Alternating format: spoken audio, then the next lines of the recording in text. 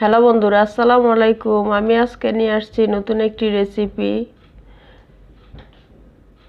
রেসিপিটি হলো গরুর জিহ্বা। একটি গরুর জিহ্বাকে কিভাবে পরিষ্কার করে রান্না করতে হয়। প্রথমত আমি জিহ্বাটাকে পিস করে নিব।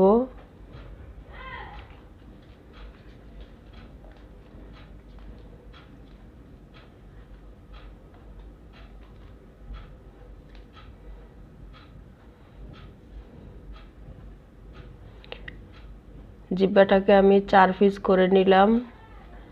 এরপর একটি হাঁড়িতে 4 পিস দিয়ে দিব, দিয়ে একটু পানি দিয়ে চুলায় বসিয়ে দেব।